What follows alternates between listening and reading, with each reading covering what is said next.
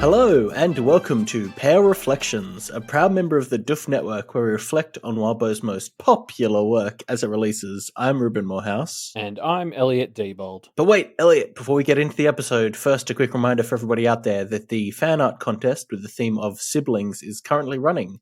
So keep your fan arts coming by the end of the month and get them over to us. Yep. I think it's like 2 weeks till submissions closed. So Yeah. drawing, painting, sculpting, etc. It's cetera. And also, the Discord is public. So if you want to join the Duff Discord and discuss your work as it's coming together, discuss your piece, you can do so by going to duffmedia.com/Discord. It's totally free. Anyone can do it, and everybody should. Yeah. All right. And with that, let's talk about false moves, 12.4 and 12.5. We'll start with 12.4. I think, should we mix it up? No, let's start with 12.4. We're in Verona's head, and it starts with her falling asleep, very literally, grouping up with the Kenneteers to speak to Sig. Yeah. Ruben, would you say she's hit rock bottom? Mm-hmm. Yeah. Yep. Yeah. Yep. Well played. Oh, let me join in. Yep.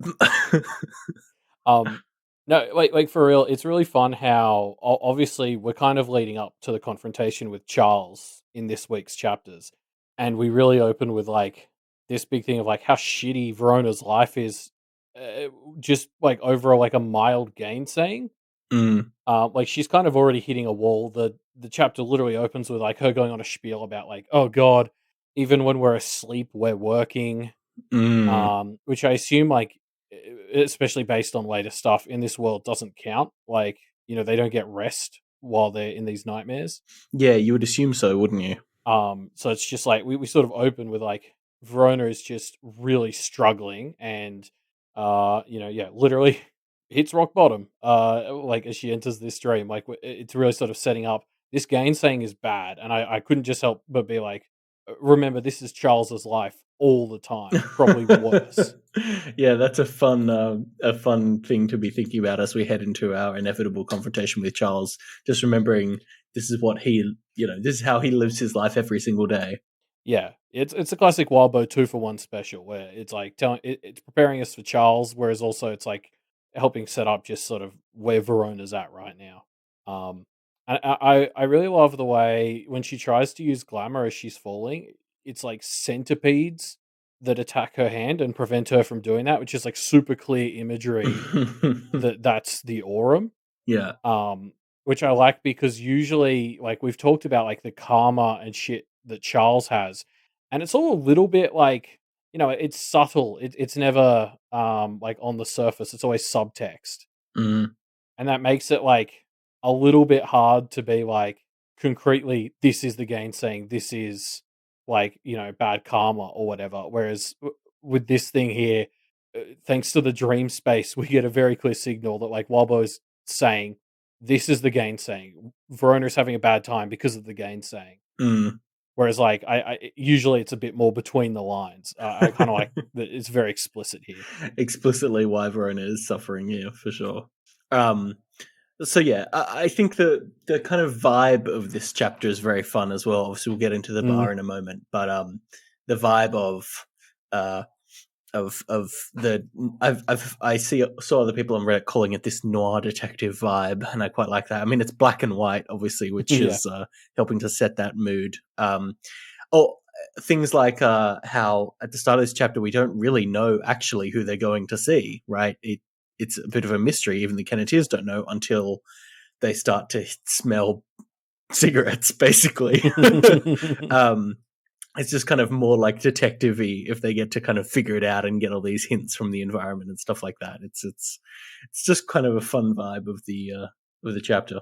Yeah, and you're right. Like, it's a cool use of the premise because we're in a space where everything is coming from the person whose dream we're in. So it's like everything is kind of telling us something about them. And so like what a great entry point then to just throw us in someone where we don't know who it is. And so we're kind of using those bits and pieces to put it together. Mm.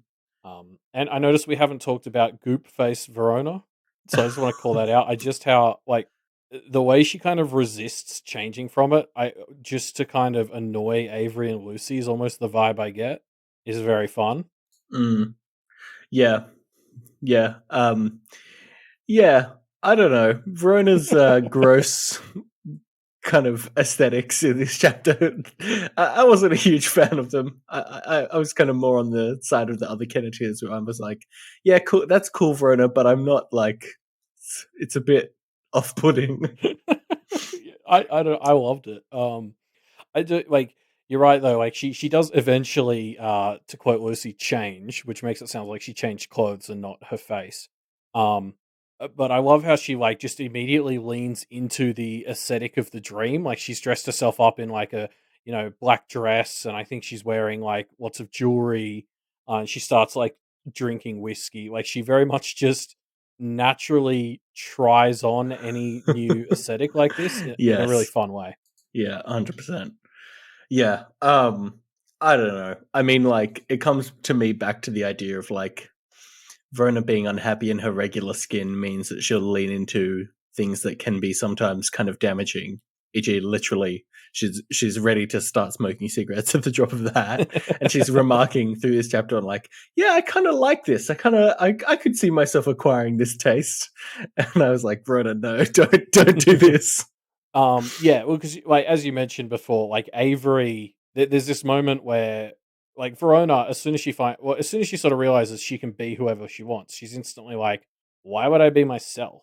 Mm, And Avery and Lucy are very much immediately like, "I like my identity," and then they're quickly like, "We like your identity too, by the way," mm, which is very much like sending this clear signal of like they see it as Verona running away from who she is, which I don't. I think there's arguments for and against that. I think I don't know. I we'll get into it more later, I suppose. But she definitely has mentioned things like feeling like her dad broke her. Um, but it's kind of I don't know. To me, it's like regardless of why she wants to change, this feels like the place or the environment to fuck around and figure it out. Like smoking mm. cigarettes here is better than trying them out in real life, especially with the Melissa dream in the back of our heads. Yes, true, but the better option would be to not want to do that regardless, right? Like, um, yeah, Yeah.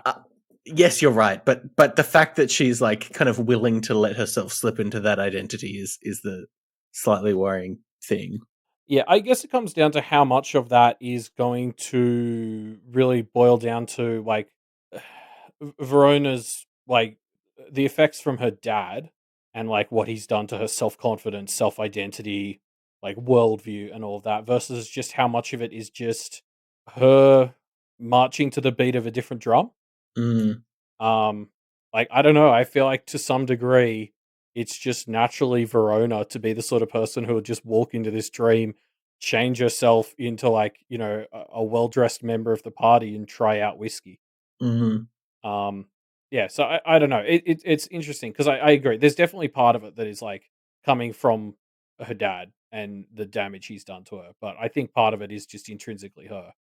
yeah, yeah. So, which is why, like, to me, it's all a matter of degrees, and that's kind of why I would support trying stuff out in the dream. Mm. Yeah, I think that's fair enough. Like, obviously, it's a safe place to kind of experiment with that stuff and remove some of the like stigma from it that would make it a bit Yeah, enticing. I totally get that, but no, but you you're right. know, The fact that it's just like immediately cigarettes and alcohol is a little bit like, yeah, mm, yeah, exactly.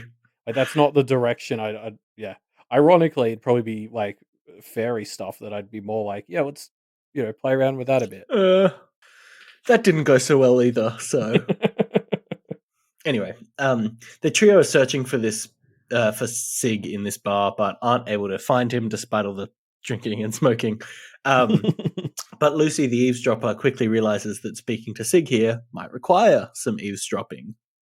This is so good. Like this Yeah, is isn't it perfect. great? It's so good. It's the whole thing of like, because obviously when we were in Sig's head, or when we had Sig's interlude, we saw Sig's basically whole deal was going around and just picking up bits of and pieces and snippets of conversations and interactions. So it's such a perfect extension of that that's the way that Sig interacts. Yeah, it's just wonderful. Yeah, like it feels like such a natural other side of that perspective we saw in 10.b. Mm, Like we saw how his prose and his personality, so much as one exists, changed a bit mm, when he was around different people, and you sort of get that vibe now, except he kind of turns it on them in a fun way. Like yeah, it's just a really cool example of how like not just perfect the like underlying tenets of the Otherverse are that this sort of scene is created, but also how good Walbo is at implementing them. That like he thought of this because this is one of the many times reading an Otherverse thing I've been like, when you see it, you're like, oh, that's perfect and that makes total sense. But I never would have put it together myself. I don't think. yeah, yeah, 100%. I mean, that's what Wapo is so good at, is taking these things that make perfect sense in hindsight, but still feel like they're surprises. Yeah, Um, I it kind of made me a bit sad for Sig though. Like yeah, some of these snippets. So the one I've pulled out specifically is there's these two women talking, clearly kind of a new relationship, and one of them is confiding in the other of like a past relationship that they had with a woman that was clearly toxic for them, right? yeah, But that's all kind of the subtext to the text that Sig is saying here, which is, you know, oh, Edith was someone that I kind of felt at home with, so and it seemed fine, so I just kind of went along with it, right? yeah, yeah, But yeah, it's just like these snippets seem to have such emotional depth for the people that they originally came from. I'm kind of assuming that the way Sig is communicating here is effectively repeating conversations that he has been overheard previously, right?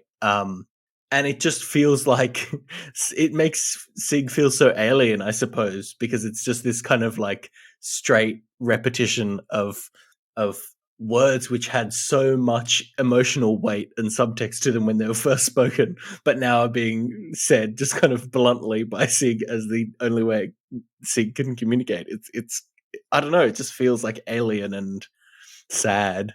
yeah. Well, it's almost like he gets to experience emotions, but not his. Yeah.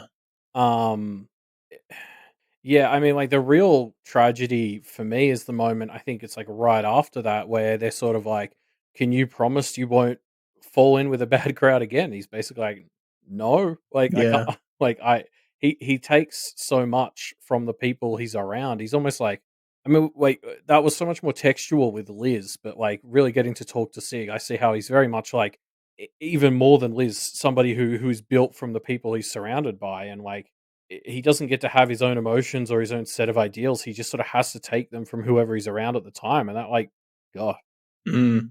like, yeah, that one line he has where they're sort of like, "Do you have ideals?" And he's like, he says something along the lines of like, "Not really, but I understand the sentiment." Yeah, exactly.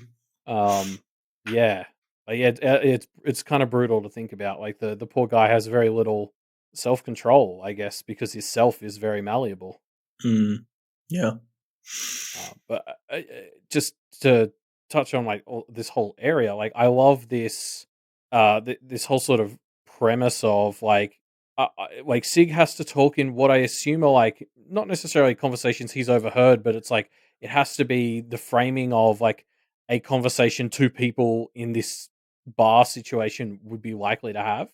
Mm. Like it's a bit of a fun twist on the Echo they interviewed in Arc 2, where it's like, or actually, it also just like talking to Monty when he's in the radio. Like you can't talk to them directly, but we get this really fun device of uh, conversations that are semi-related, and you have to put those puzzle pieces together. It's just like we've done a few variations of it now, and it's still really fun. Yeah, it's good, isn't it? Yeah. One of my favorites is when Sig is talking about Charles, and we overhear a joke teller say, "Now, our guy, we're not 100% sure, but if anyone around here is going to get caught in a compromising position with a pretty dog like that," and that's all we hear, and it's just so perfect. I thought that was wonderful. Yeah, it's a really good job by Sig at like pulling out a reasonable bar conversation that absolutely nails Charles's situation. Yeah, it's great. So yeah, Sig does give us some useful information. The new goblins are, or at least were, involved somehow, as well as Gilame was the one who called in the witch hunter. Not the goblins. Yeah, I know, but it's the new ones that we don't like as much, so it's No, one of fine. them's Ram Jam. Yeah, yeah, I guess. I agree. A lot of the other ones, like Creamfield and Kitty Cough, like, yeah. Blunt Munch is mentioned as well, though, which is worrying. Great Club Munch a Bunch. Yeah, it's been interesting with him, though, because he's more mentioned, like, it's sort of like, oh, the ones Blunt Munch brought in, like Yeah, XYZ. yeah. And it's a little unclear whether then Blunt is included. Yeah, but we've kind of been suspicious of Blunt for a while, right? But is that right, Uh, or was it Gashwood? I can't remember now. no, it was, It was Blunt, wasn't yeah, it it? was usually Blunt. It was sort of like, Yeah, if a goblin has to be involved, it yeah, would probably be Blunt. yep, yep. But yeah, yeah, I don't know. I can't believe that they were any more on top of shit than fucking Charles is gonna. I'm still on team. Charles is mostly a stooge. Mm, Yeah. Oh, Biscuit's one of the other ones. mm. Biscuit's, you know, I liked Biscuit. She was the one who was trying to get the Barney and Yeah, wanted I to mean, recruit Melissa. any goblin, we're going to have some emotional connection to them because they're all so wonderful. Yeah, I don't. Yeah, it'll be very interesting to chase this thread up and see how involved any and all goblins were. Yeah. Especially like, it'll be funny if Blunt was secretly getting them involved in the conspiracy, just because in 5.d we had Toad Swallow hire Peckersnot and like put extra conditions on him. Mm, Just like a great little plot device for Wildbow, making us so sus of Toad Swallow at the time. When really like Blunt was presumably walking around to the other ones, recruiting them for the actual conspiracy. yeah. Yeah. Yeah, it's fun that Toad isn't implicated in this conspiracy, but the other one that he's got going on. Um, so yeah, we get the Kenters now know about the Guillemot reveal, which is fun. It seems we're gonna get some kind of answer on what the hell Guillemot's up to. Yeah, I mean, because this is like really a Lucy moment, so we're not going to deal with it right now because it's like really she's the one with the biggest relationship with Guillemot, and it's the Mm, one like she's the one who gets hit by it. It's going to be very fun to see how he tries to justify it and how much the Kennetys are probably not going to go for that. mm, Um, yeah. because we got told by that fortune teller in Arc 8, that the Kennedys wouldn't like who he's becoming, and I think we're going to finally start to see that manifesting. Mm, yeah, I think so. Although I don't know, like this calling in the witch hunter thing was before he really started uh, falling to winter, right? Like, Oh, I mean, it's only like I guess it hasn't been that long, has it? it's like a week and a half ago. Yeah, true.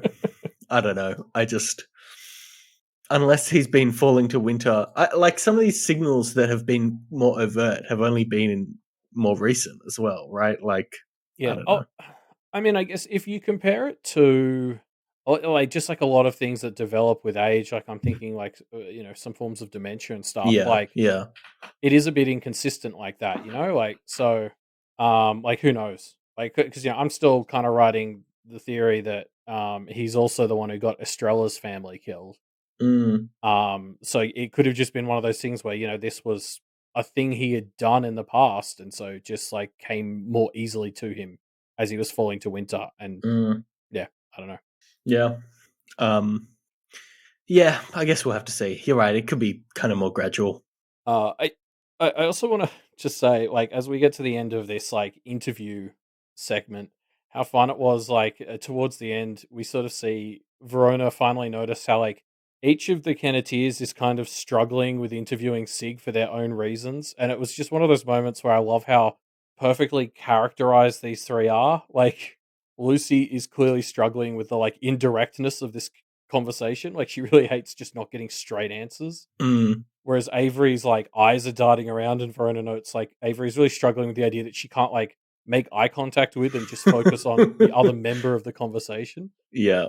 which is so perfectly Avery. And then meanwhile, Verona sort of starts to realize she's struggling with paying enough attention because she's getting distracted by the whiskey and like the cool dress, and Oh, Verona.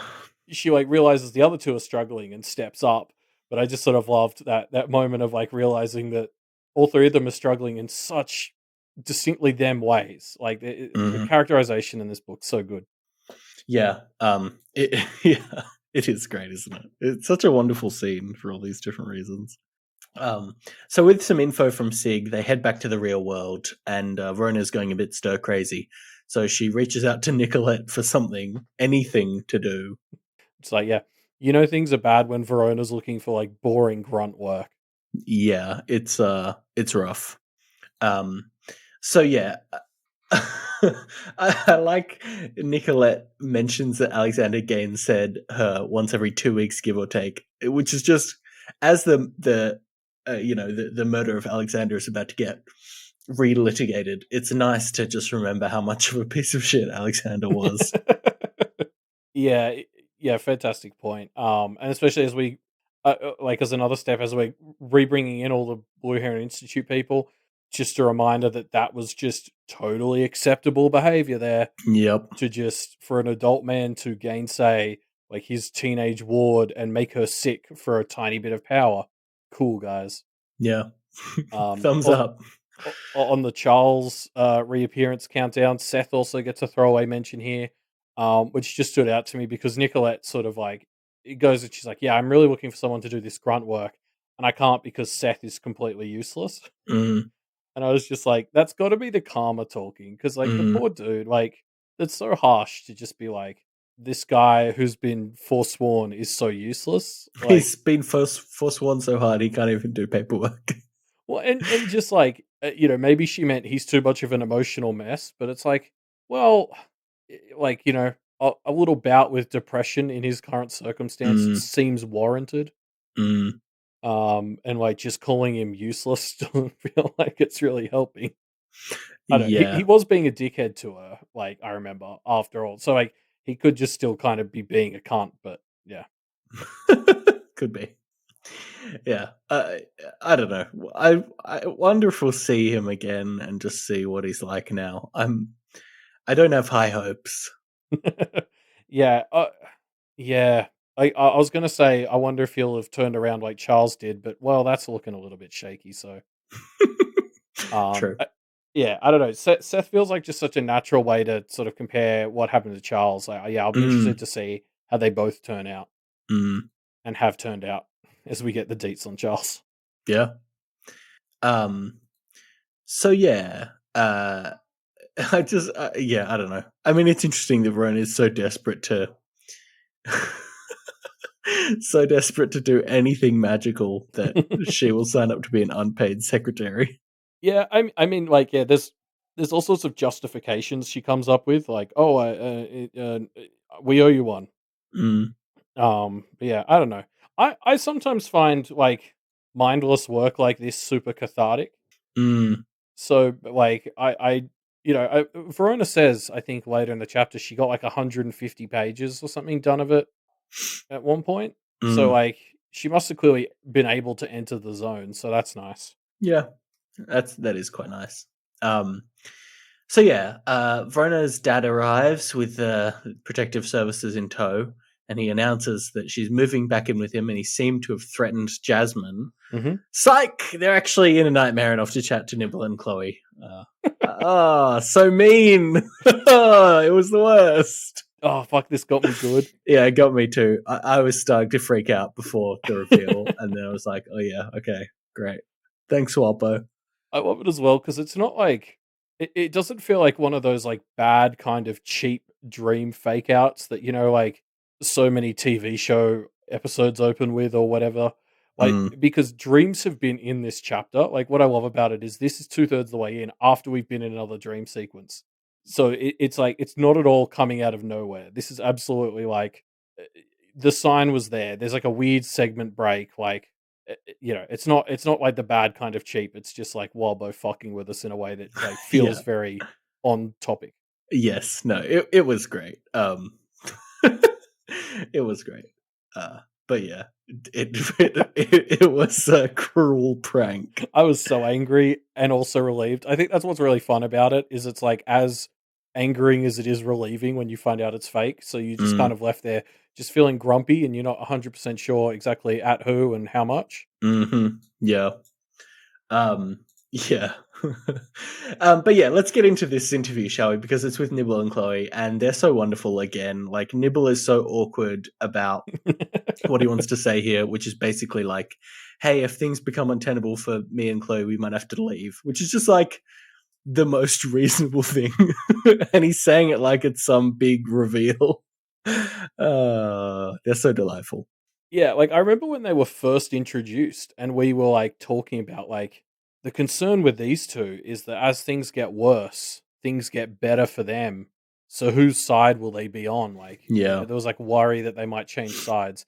And it's so good that they've turned out to be so wholesome that they're basically at the point where they like walk up and they say, "Hey, like we don't want to change sides, and if it's actually bad, we won't, but Yeah.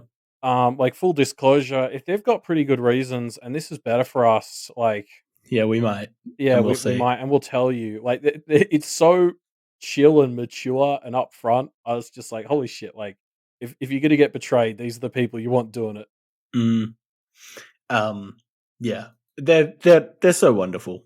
Yeah, like no, it's honestly more relieving from a sense of worrying about their betrayal that they're Mm. just gonna be like, hey, I guess we might if it's like the better path for us because you Mm. can't really argue with that. Like it takes away any of the secrecy or doubt. Yeah, it's great. I like honesty in this story. It Yeah. always feels nice and refreshing. There's also just like great banter between Nibble and Chloe. I really love this moment where they talk about being together for sort of centuries, and you know they're planning like their big epic fights as well as like getting married. Mm.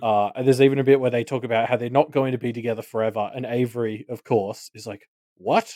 You? Of course you'll be together forever." And like Nibbles is just sort of like, "No, I'm more realistic than that." And Yeah. like just a nice, like obviously this is part of Avery's journey from the start of the story has been her unrealistic relationship expectations, and I don't just mean Mm. relationship as in romantic ones. I mean like Yeah, in yeah, general. yeah. And so like I think it's just nice from her for her to hear from uh, cool upfront people like this, just like our relationship can still be super precious without needing to have to be something that goes forever. Mm. Yeah, it is nice. It gives the sense of like Nibble and Chloe having lived so long that they're kind of past bullshit, you know? Yeah, and it's it's bullshit. Avery specifically has needed to get past this whole story, so just bits like this chipping away at how she thinks about this stuff. I'm all aboard. Mm. Yeah. Um, hey, yeah. Also worth noting, Alpi is kind of not having a good time here. Like, one, the dream organizing stuff is clearly taking a toll on her. Two, her best friend was just kind of revealed to be one of the villains, Yeah. and it's like, I mean, like, yeah, Avery realizes this and kind of tries to be a bit nicer later, but um, the Kentiers are really demanding a lot from her, and Verona, at least in this chapter, does not seem very grateful. I just kind of feel like they're maybe mistreating her a bit. I tend to agree. I do think Alpi has put herself in a bit of a girl who cried wolf situation with this because she has been whining about work since day one. Um, like I'm not gonna lie, I kind of glossed over it my first read through, just like Verona did. And then when you hit all the stuff about like Marisica and all that, I was like, oh shit, of course she's taking it hard. And on my Mm, second read, I was a little bit more sympathetic, but like, yeah, I don't know. Like, part of me is like, Alpi, you got to stop whinging about work all the time so that when it's actually hard, you can like hit that note. mm, yeah. Um, yeah, you're right. Maybe she's a bit of a girl who cried wolf situation, but I just Verona especially. I was just kind of like, Verona, she's doing you so many Yeah. favors. Like, chill out a bit. Yeah, no, you're right. Like Avery seems to be the only one who sort of picks up and is like, "Yeah, thank you." And like Chloe is very explicitly telling them to be nicer to her. Mm, yeah, yeah. Uh, Um, yeah. I mean, also Alpi lost points for me. There's this moment where, to paraphrase, she says, like basically, there's this kid that she needs to give nightmares to, and he's gone to a sleep clinic where she can't reach him. And basically, Avery's like, well, maybe that's a good thing because maybe the clinic will help him realize why he can't sleep, and he'll like confess, and the guilt won't keep eating him up. And Alpiana's just sort of like, Mm, what good does that do me? Like that doesn't help me. And it just like, this was what we talked about with Alpi and Up too. Like Yeah. she the point of her like she's just doling out punishments. She's not really looking to rehabilitate in any way. Mm. And this is the whole problem with like the system that she's a slave to is it would be nicer if it was aimed at actually helping people. Yeah, it's weird, isn't it? Like feelings about Alpi, she feels almost the most stuck in her role of any of these Kenneteers. And she Oh seems yeah. kind of nice, but just like she's perpetuating a bad system. There's not really anything that she can do about it though, but she still is doing it. Yeah, you're right, she's just stuck, and that's the thing, she's always kind of felt like someone who, like, isn't really gonna help when the time comes if it goes against, like, her nature, which kinda sucks. Mm, Like, I don't know how much you can necessarily count on her mm, when push comes to shove. I mean, obviously, she'll do stuff for them here, like, she's not totally selfish or unreliable, but, yeah, she's the slave to the system, yeah. yeah. Yeah. Um, so yeah, after they get back from this chat with Nibble and Chloe, Lucy heads off on her date and Verona chit-chats with Jeremy, about to fall asleep before Nicolette sends in a message. People are being told about Alexander's death and more questions are coming. I'm so excited by this.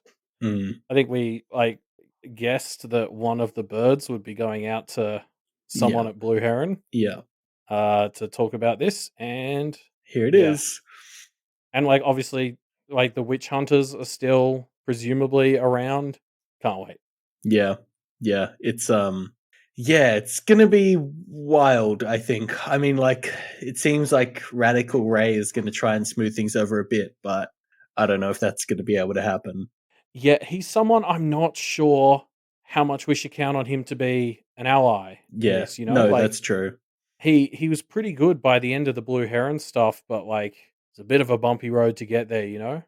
Mm, He's someone who will still probably value overall stability. mm, Yeah, I don't know, or maybe not. Like, yeah, I don't know. He seemed like in the process of maybe becoming a bit better than that, but like I guess we'll see where he's at now if he comes. Hopefully, he brings Zed and Nicolette because they can push him in the right direction. yeah. Um, yeah. I don't know. We'll have to see. Again, who knows what the fuck could happen? Like, it could get smoothed over nicely. Things could go really shit. We could get a showdown with the people like America Ted, for example, who were pro Alexander. Yeah. Oh god, I hadn't even thought of America. Although she kind of got that out of her system a bit already. Yeah, hopefully.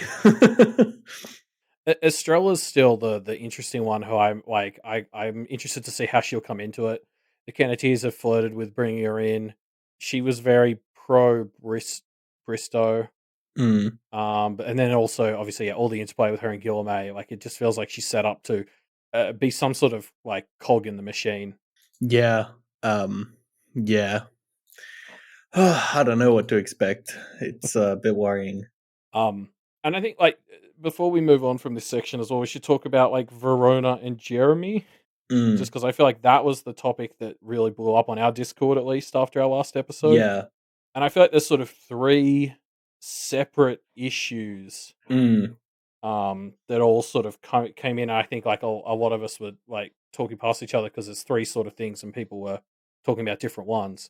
Like the big one is sort of, at least on our Discord, was Lucy and Avery and everyone else's like acceptance of Verona not wanting a classic romantic relationship.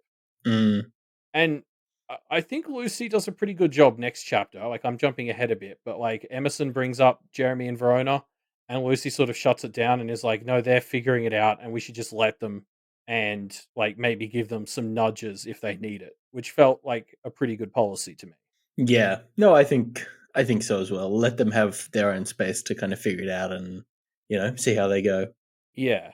Um, but like Verona expresses a little bit of frustration at Lucy in this part because Lucy doesn't seem to get like what she's going for with Jeremy.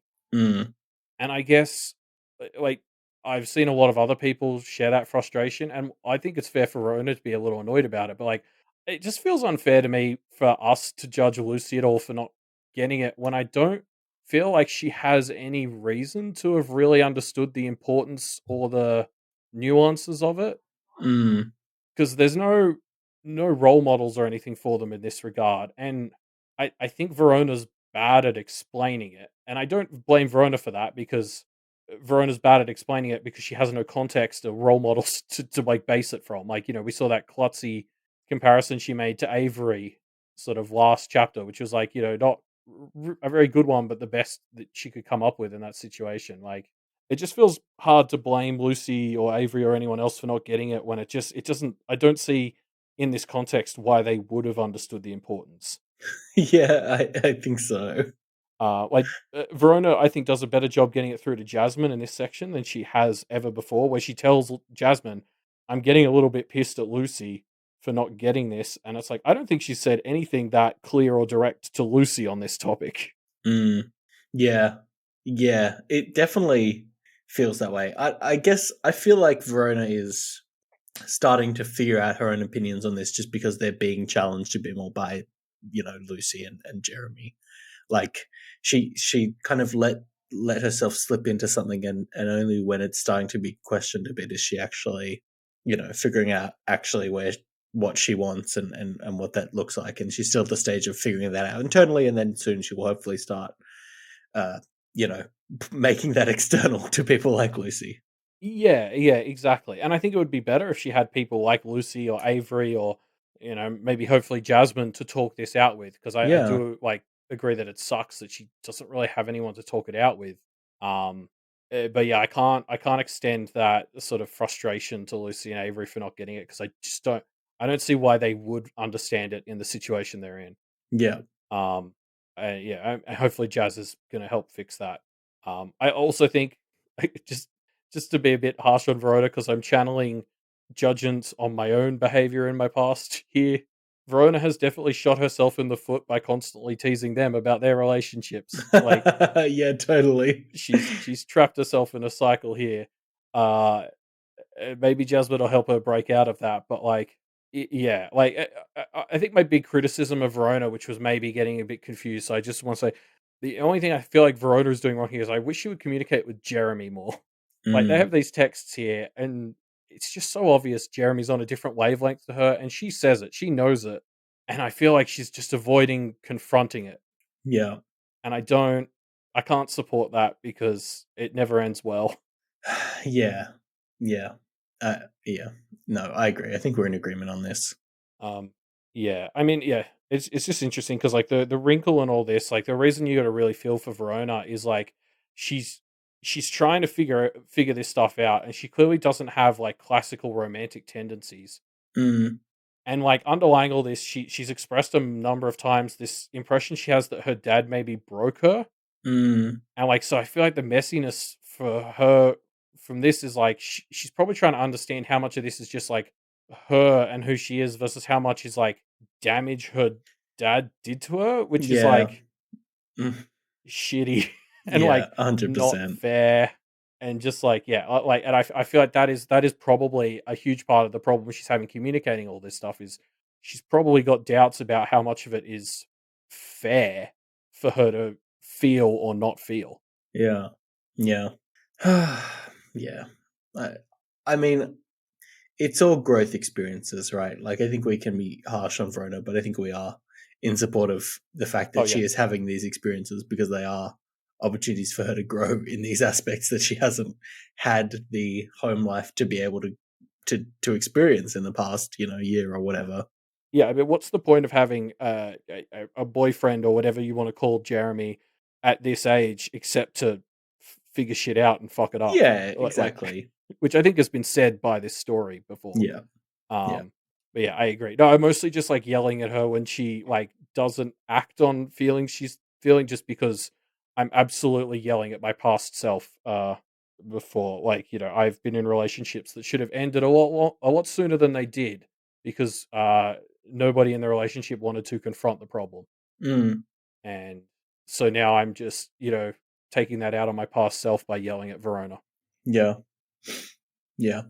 Um, I wonder who, like, I'm trying to think if there is anyone in the story that Verona could use as a better, like, not necessarily role model, but like example of what she's talking about. Like, mm, I don't know. I think Like Auntie Heather, do we know what her relationship situation was?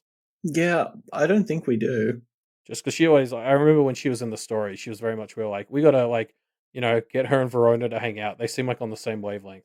Mm, Maybe someone like Auntie Heather will get Verona better than like even Jasmine might. yeah, yeah, yeah, maybe. I don't know. I guess we don't. Aunt Heather left such a strong impression for someone that was in one chapter. Yeah, So yeah, I think that's everything I could possibly have to say on Verona and her relationship and everyone else's involvement in it. yeah, yeah, yeah. Fair enough. Should we move on to 12.5?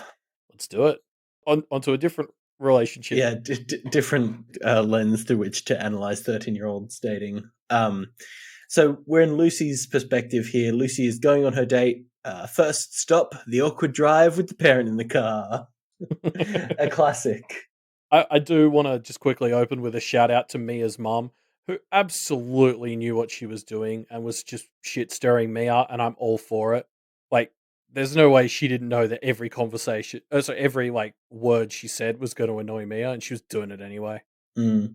That is absolutely the energy I would want to bring to parenting. Yeah, yeah. This mother, Mia's mother, is doing pretty good as a chaperone here. She's doing solid. In fact, Mia, let's just get this out there right now. Mia and Amadeus both are, I think, are pretty chill. They seem like pretty great. Yeah, Mia's like pretty solid. Amadeus was just kind of like almost a background figure to me. Like I Oh don't think yeah, he ever expressed like a strong opinion on anything except maybe one time getting a little bit peeved at Emerson, but but who who among didn't? us hasn't? um Yeah, but yeah, to go back to like just like the opening of this chapter, we sort of immediately open it with Lucy being like, everyone's watching, or it's like I'm being watched, which is just very much like obviously he's having a bit of fun because in this story, for half a second you think, oh god, like are there monsters? Like there's been so much Mm, paranoia about being watched with the anti augury stuff for the past arc and a half that you sort of are like, oh shit, is there like about to be an other attack? It's like no, she's just going on a date. mm, Um, but also like it immediately also helps pull us into this headspace of like Lucy being watched and being judged has been so tied into the racism she's experienced. And that's obviously a driving force in the pressure she feels for this whole date. And I feel like that's a really good first line for just sort of instantly putting us back on that wavelength of being like, oh, shit, everyone's out to get Lucy, or at least that's, how she has to perceive it. mm. Yeah. Um, yeah. The fact that Lucy is so self-conscious in this date and it is manifesting as her, being hyper aware of everything, I guess, and kind of looking at everything through this lens and trying to kind of analyze every comment that the other five kids on this date make through a are they being racist lens. Yeah. It seems exhausting. Yeah, You and feel bad for her, don't you? it's one of those like aspects of like oppression, or like as someone who hasn't really ever had to deal with this in that way, Mm, it's one of those more invisible sides to racism and oppression that I just wouldn't have thought about. And like this is the sort of thing this story is making me a lot better at thinking about. Is mm, just I wouldn't have necessarily thought that Lucy would have to carry this so heavily on a date like this. mm. But like in retrospect, of course she does. Yeah. I mean, as she's hopefully as she becomes more comfortable around Wallace, that will Yeah, and does seem to, slip away. And yeah, that's the part I love the most about this chapter is like we hit the Lucy hyper aware of all these kind of unconscious or potentially conscious biases that people might have around her a lot at the start of the chapter, and then we get a genuine kind of connection from Wallace and his ability to relate later on that we'll get to through his chronic health conditions, and it's just like, oh yeah, this is just, I mean, it's not identical obviously, but there's an overlap in experiences there, and it means that Lucy can kind of see Wallace as somewhat of a kindred spirit, and it's really nice. yeah, it is. I mean, like as you said, this chapter starts so heavily with Lucy, yet again with the weight of the world on her shoulders, which is, just normal for her at this point. And basically, this whole chapter is her learning to, and through connecting with Wallace, being able to let all that go. Mm, Like, we almost skip over the whole second half of the date just because Lucy manages to put all this shit behind her and just be in the moment, which is like, again, huge for her. Like, yeah, that's something she's been doing with this whole bloody story. mm, And it's so nice to see her, reach that point on this date where she can just be in the moment and not have all the other shit going on weighing her down. mm. Yeah. Takes the whole chapter to get there, but like, God, it feels earned and it feels like good when it happens. Mm. Yeah, it is nice, isn't it? Um, so yeah, the triple date heads to a burger place, and Emerson reveals herself to just be the absolute worst. Yeah, there's like a really fun group dynamic that gets set up here with like you can sort of see the role all six of them are taking. And Emerson's is just at the very bottom. Just Mm. like she starts bitching about Melissa, and I was just like, Emerson, you're just as bad as Melissa, except you don't have a reason. You're just shit. Yeah, I was not impressed with her nor Wallace by the end of this chapter. Wait, But Wallace? sorry, not Wallace. Xavier? Xavier, was it? Yes. Sorry, I that's remember these two because I know an Emerson and a Xavier in real life, but the Xavier is a woman and the Emerson is a man. mm, So this particular couple has just been doing my head in because I keep like swapping them around in my yeah. head. So That's fun. I feel like I've overcorrected now. I'm very aware of who both of them are and exactly what every line they say is because I've had to like overcorrect. um, yeah. So, but yeah, I was kind of I found myself self hating Emerson so much that I'm even a little surprised.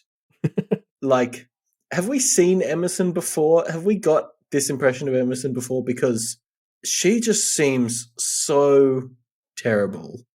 So yeah, I went to look this up, but Snowdrop's tiny fan, who people may know as becoming the bloody Kayakan of Pale, Yeah. how encyclopedic their knowledge is. I managed to answer this before I could even start. Um, Emerson has had one major appearance before. She was one of the people who was being mean to Lucy in like the flashbacks when she was doing her implement ritual. Right. Like so, sort of some of the people who like she had to confront and understand that her instincts were right, that they were shitty people. Yeah. Uh, Good to see her again here then. Just get yeah. more of that. So she's been in other scenes and she was mentioned in the app and stuff, but like that was her probably her biggest major appearance before Right. this. Was basically being somebody that Lucy had to overcome in the implement ritual. Mm. Uh, yeah, she's the worst. Although she does have the same fashion sense as Snowdrop. She mentions wanting a shirt that says "Little Miss Sordid" on it, which is exactly the kind of thing I could imagine Yeah, Snow wearing. that does sound like a Snowdrop t-shirt, doesn't it? Yeah, Um, yeah. Okay, so she gets 1 point she against gets her like 1 point negative a on for million. that. Yeah. Yeah, I don't know. I really like this like group dynamic of like obviously Lucy and Wallace are both like really good people throughout this whole date. And then Mia and Amadeus kind of sit in the middle and are just like there Mm, and sitting in for like the average person because Xavier and Emerson are being terrible. And you can almost see that it's like this sort of back and forth trying to control the balance of the group through Mia and Amadeus. mm, Like there's moments where Mia starts to get on board with Emerson's bullshit and you can feel the whole tone shift. And then Wallace will sort of come in and try to change the topic and Mia and Amadeus will move away from it and then it's like good again. yeah. It's just like really fun sort of balance with yeah, two teams, one good, one evil, and then Mia and Amadeus in the middle just shifting the weight. Yeah. Yeah. It's yeah, it is fun. I'm glad well, what happens next is the group split up and we get the good ones in one group and the shitty ones in another. Maybe that's a little harsh to Amadeus, but you know. He's a few Um, points below Mia, so yeah, I think Mia that's is at least fair. actively cool, whereas Amadeus seems passively cool. Yeah, it's the top 3 and the bottom 3 for sure. Yeah. Um, Um, but yeah, so they head off to the theater, and Lucy and Wallace get a chance to talk, and it's fun. They're a solid couple. yeah, and because like this is the whole thing about this premise. I think we called it out last week as well. Like the group dynamic for a date is so obviously like anti Lucy in many ways Mm, mm, that like this is great because as the date goes on, they break up more and more the group at large, which lets them have more alone time, which is just so clearly better in every way. yeah. Um, yeah, like I love the moment when they get to the theater and they actually start connecting over like horror games and horror movies. Mm, I'm still baffled as to why Lucy would want to play horror games when that's just her life now. Like, I guess that's the same as like me playing The Sims. I don't know. mm, yeah. Um, I would have assumed her life was checking you would whatever have assumed boxes. she's over it. Sorry. You would have assumed she's over the horror experience. Yeah, I just would have assumed whatever itch that's scratching for her mentally would have been covered by like her life. Mm, Like how she goes through a terrible nightmare in a bit, like with the spiders. mm. And it's just like, how the fuck are you going from this to playing a horror game? What are you talking about? That spider dream would have left me catatonic for a week. Yeah, but maybe it's different when the nightmares are, fictional, right? Like, obviously fictionalized and not gonna play into your life. Maybe that's fine. Yeah, I mean, I guess I don't know. It just feels like if I went around town doing chores all day and then came home to play Animal Crossing. Like I don't But just have you done that exact thing? no. If I have chores to do, I don't play Animal Crossing because Interesting. I've already done that shit. Because I almost certainly have, you know, like play Animal Crossing in bed until 1 p.m. 1 p.m. and then say, "Oh wait, I've got to get up and do my real world chores." Yeah. Um. Anyway, I don't know. I kind of worry I don't have that much to say about this date stuff on a high level. Like, I feel like we should be analytical and stuff, but the overwhelming feeling of this chapter is just like, this is so nice, and Lucy really needs this, and it's so good that she's Yeah. gotten it, and like, she can't fully be just in her own skin, but this is the closest we've really seen, right? And it just seems so nice. Yeah. Well, I mean, yeah, like absolutely. It's just a really nice chapter to have because it just kind of all works out Mm, in a very fulfilling way, and then leaves us on what is frankly a cruel cliffhanger. But yeah, I don't know. It just feels like another like we've talked about this a bunch recently with like Lucy and Paul, Avery and Pam. Like, there's mm, very much this sense of like wholeness and satisfaction we're getting out of a lot of this stuff just because these are character arcs that have been bubbling throughout the whole story. Like Lucy getting this ability to just have a nice night and leave the mm, weight of the world off her shoulders for the night is something she's been struggling to do since arc one. Like that has been a theme of her story since the beginning, and we're finally sort of having all these moments where the characters are, not like checking off the boxes. Like it's not like oh she's fixed now, but like getting those moments of triumph and like it feels like a big step mm, and I like, it's part of why it feels like we're heading into the end of the story, as well as like why it just feels so fulfilling because we're watching all of these moments that have been plaguing them since the start of the story sort of finally click into place. mm. Yeah. And just like with all three of the trio, just like having normal teenager moments is just so Yeah. nice in this story. But like again, I think that ties in like the things that were keeping them from those moments weren't just magical. Mm, Like Lucy didn't yeah. have that ability to give people a chance and actually focus on the date in arc one. Like if this had been arc one Lucy, she probably just would have yelled at Emerson and stormed off. Mm, Now she was able to just kind of shut Emerson down, and then also, even if she'd made it that far in Arc One, I don't think she would have been able to just focus on Wallace and connect with him in the same way. Like it's that growth we're seeing that feels so good. yeah. Although, like that said, Verona still feels like the old one out to me in that. Like it still feels like we haven't quite dealt. Like Verona True. got a huge sense of closure with all her stuff with her dad and her mum a couple of Mm, arcs ago. mm, But then obviously her whole stuff with her identity and her humanness is feeling more and more like the big thing that just has the potential to blow up and has me worried. yeah. Yeah. I can see it. I don't know. I think we'll probably get a bit more of Verona and Jeremy before the story's over, and hopefully it doesn't go terribly. Yeah, but it's not just a relationship with Jeremy, it's this whole, like, Half-Light business, like, True. like, it all ties together to an extent, but yeah, like, we touched on it at the start of her last chapter with, like, her identity, like, Mm, she knows she kinda knows she isn't happy where she is, but I don't she still doesn't have that clear picture of where she wants to go, mm, and in an arc like, called False Moves, I feel like that's a recipe for some valid concern. mm. Yeah. Yeah, I think so. Uh like, it's something that's interesting though, talking about the relationships is something that like really crystallized for me as Lucy was having these thoughts here is relationships are a massive blind spot for the trio in terms of like their ability to communicate with each other. Mm, I think right from the very start of this podcast, we've constantly been amazed at like how these three have avoided like intra group drama mm, just by talking shit out like adults. Like whenever it seems like, oh, this could cause drama, they just talk about it and it's fine. mm, Um, but as like relationships become sort of more of a crystallized thing with, Jeremy and with Wallace, it's like Verona clearly, we talked about already, can't communicate exactly what she wants with the other two. Lucy feels guilty for different reasons talking to either of them about it. Avery, obviously, that's been a very big thing for her this entire story. It's like it's the topic that I think more than anything else we've ever seen is something the three of them cannot get on each other's pages with.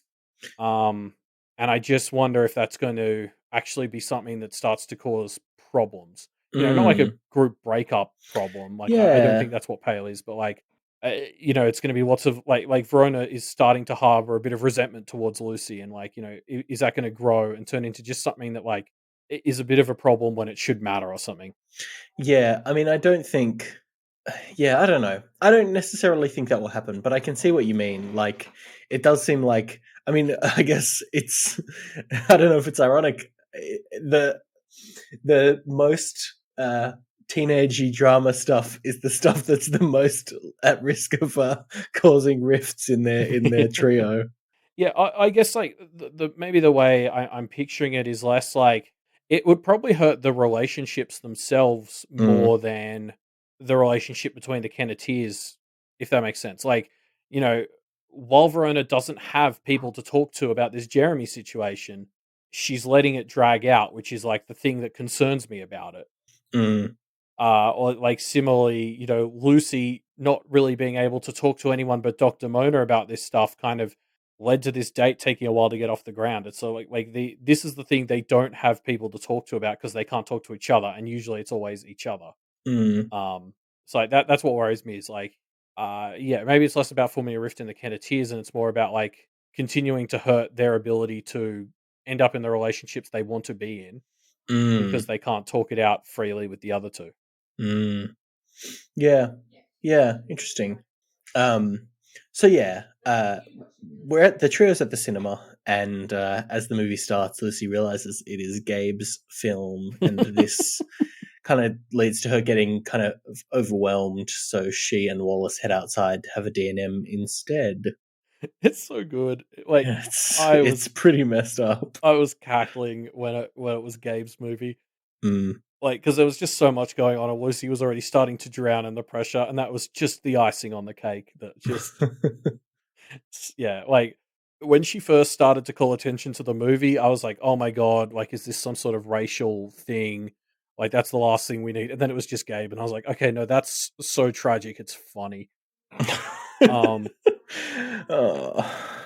Yeah, I mean, I really love this moment. Like the moment where this whole situation really turns around is this bit where Wallace makes what I think we can all say is a pretty shitty joke, Mm. and she just like loses it. Like it's that sort Yeah. of emotional outburst where you just because you've got other shit going on, you just laugh at a joke that You laugh so yeah, much harder than you should, and you can't stop yourself. yeah. It's like what Verona did when Ray was questioning them in Arc 8.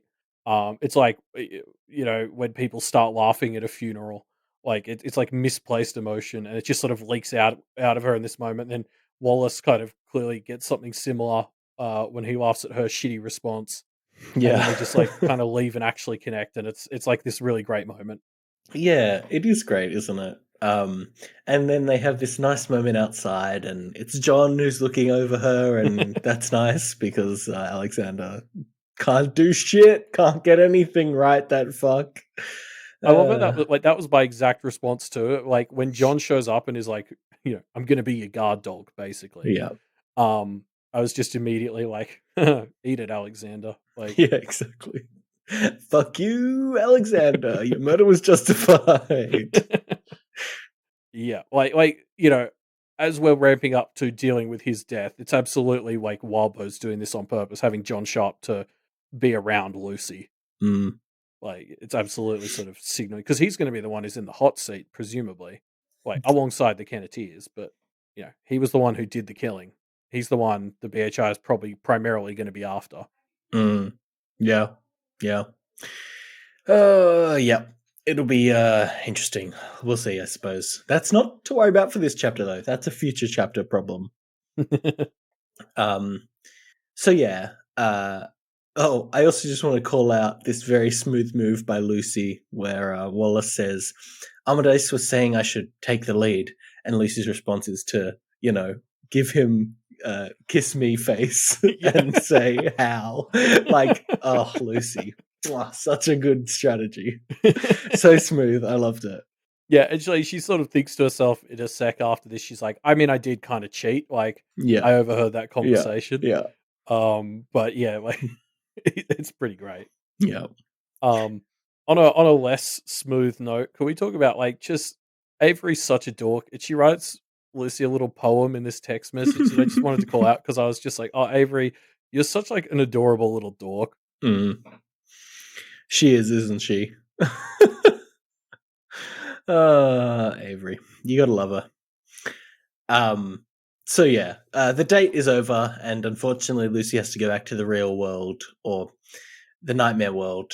And the trio head to talk to the third conspirator, Charles, who immediately surrenders. Yeah. Again, just a reminder, this spider nightmare is horrifying. I don't know how Lucy can just be in a conversation immediately after it, but whatever. She's clearly braver than I am. Yeah, it's all pretty messed up nightmare stuff. It's just funny because like Verona's are so much more like it's her dad or Yeah, she's, falling and kind of hits the ground, but she's able to just get up and yeah, move. And like even Lucy's ones in the past were like the thing with Booker. This is the first one that was just like a genuine nightmare. Like every time she touched the spider, more spiders started growing out of her skin. Like it's fucked. mm. So far and away the scariest nightmare. Yeah. It's pretty rough. So yeah, we're finally at the point where we're going to get to hit Charles's side of the story and find out if he's basically guilty or not, and I'm very excited for it. Yeah. Yeah. And like again, we have the stage set for us so much more than anyone else we visited. He's being like cruelly targeted by his nightmare. Like there's like broken glass glued in place to cut his feet if he tries to like relax on this chair. Mm. Uh or the table or anything. Like I just really love it. Like we sort of enter this scene and it's like, oh shit, it's Charles. And he seems to be being very upfront, but like yeah, we just get these reminders from the scene that like the world is out to get him. Mm. Yeah. Yeah, I guess we'll see, right? I don't know. Like, a lot of people have their response to this scene is, well, remember, Charles can lie. And I'm kind of like, yeah, that's fair. And he could lie, and that would be, I guess, weird to deal with in this story, someone who can overtly lie. But also, the interesting thing is, Charles can't make deals, so he can lie, yes, but he can also just kind of tell the truth. Like, Yeah. Edith was not able to be honest with the Kenneteers, even when she kind of wanted to, because she wasn't forsworn or whatever, right?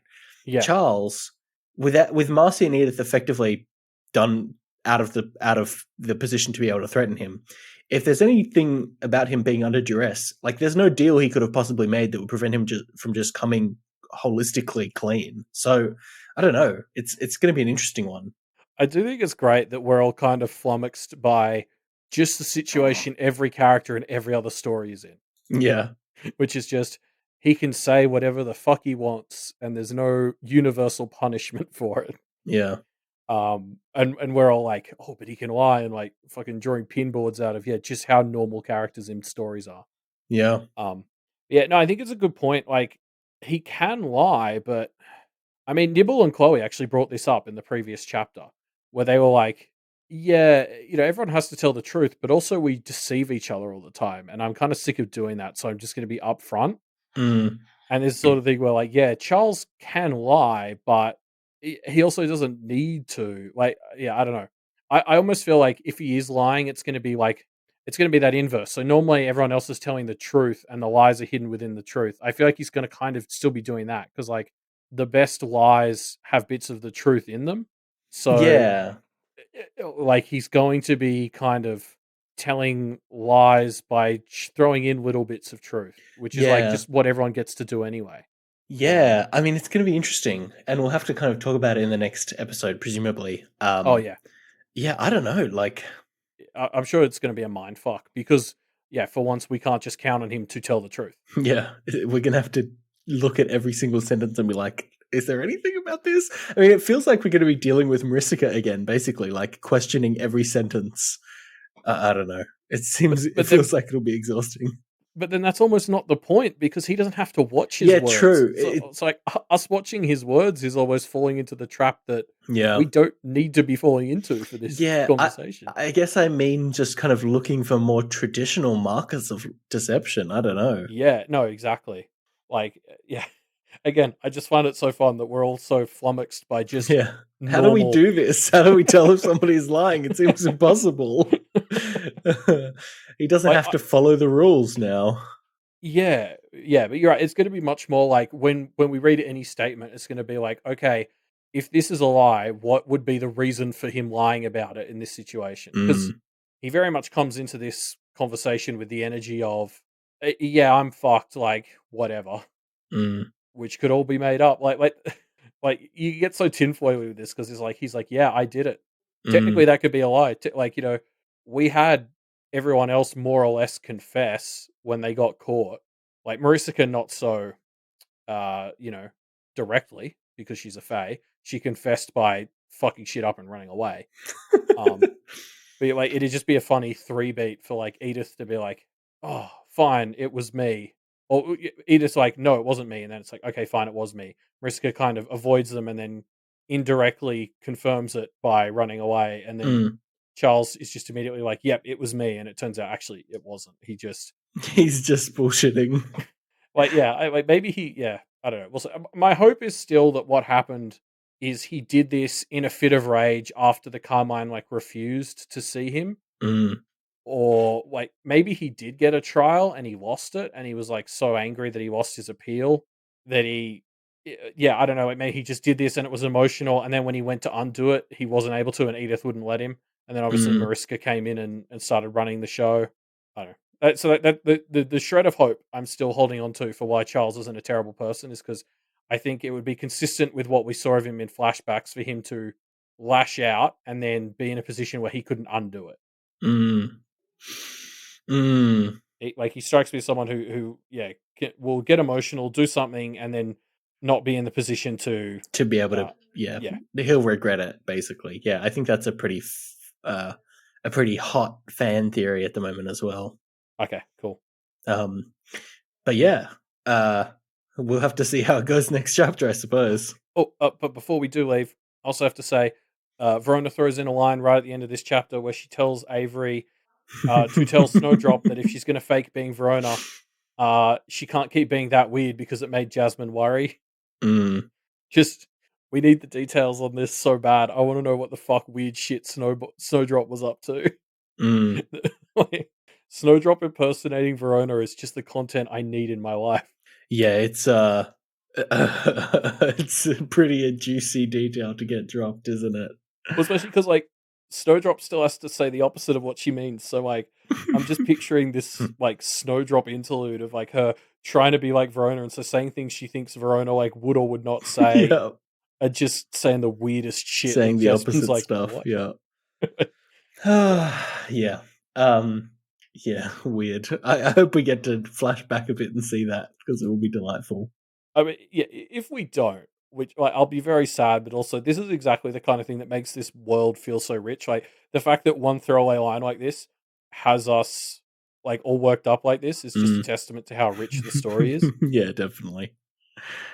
Um, so yeah, I guess that's the end of our discussion on these chapters. But before we go, let's dive into some Pale predictions, predictions that people have left in our Pale Predictor form.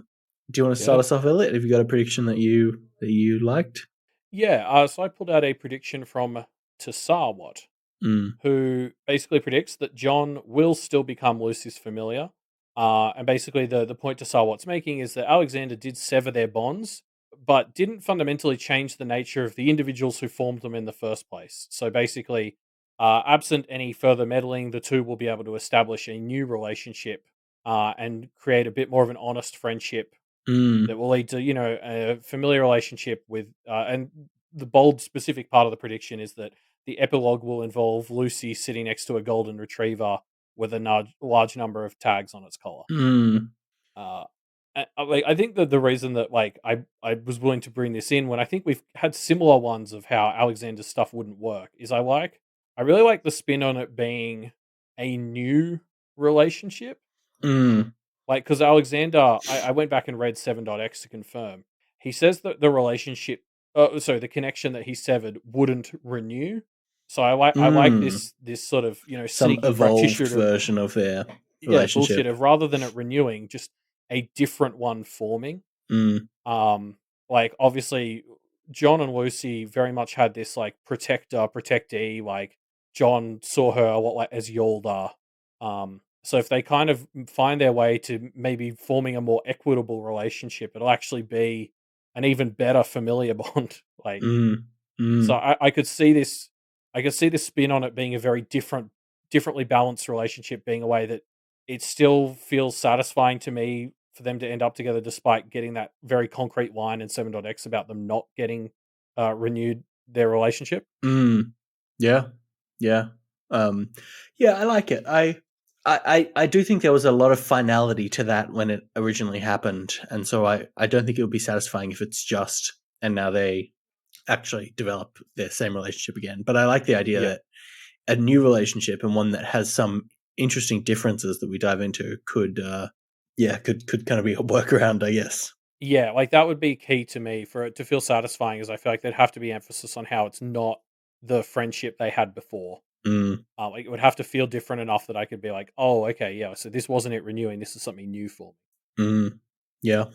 What have you brought for us? I brought a prediction from Justin Sanak, and this prediction is quite an interesting one. They are saying that they think the last chapter of Pale will be published as close to September 22nd as the schedule allows, because that's the end of summer this year. They point to Arc 12 of Ward, and there's some minor spoilers there, but I won't go into it. Basically, the story having some kind of poetic significance to when the chapter publishing dates were. And obviously in Pale, we've been talking about the end of summer a lot. And, we feel like we're maybe potentially a month or two away from the end of the story.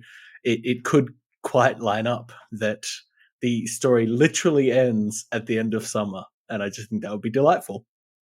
Yeah, like I'm just wondering because it's like the end of summer in the context of this story, or like the deadline in this story, isn't it like the end of August or the end of July?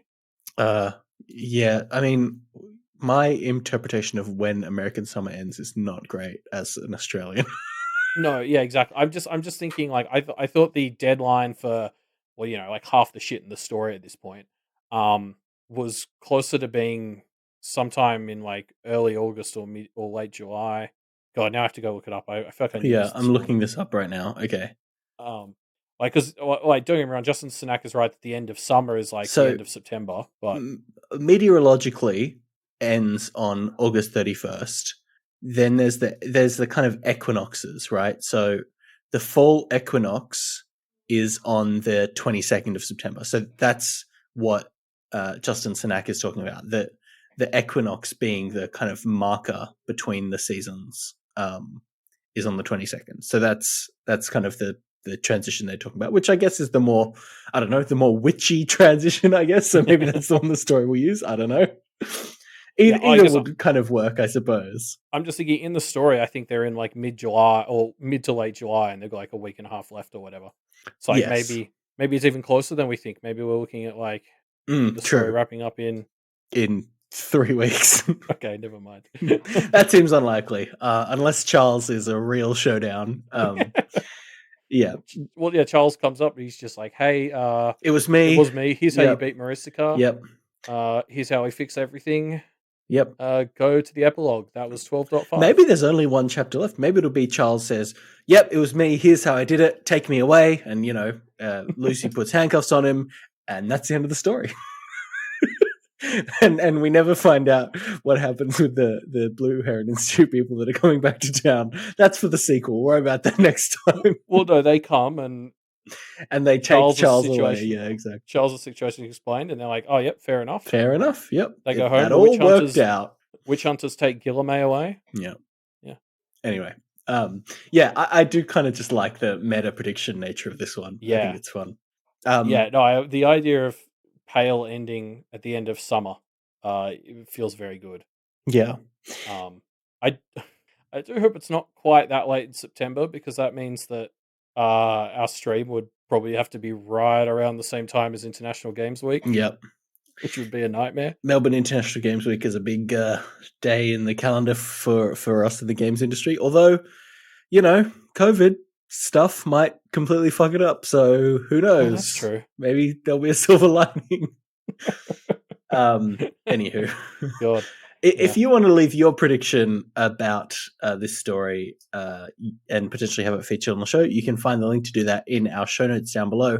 Hey, also in the show notes down below, you can find our discussion thread link where you can leave your answer to our discussion question, which is currently ongoing. Yes, that question is, what form would your wolf take? Or, it doesn't have to be yours. It could be any character from a Wildbow work or whatever. Just as we started to get clarity on what the wolf is, I'm interested to hear what forms people think they'd take. Yeah. You can leave your answers to that in our discussion thread, which will be linked down below.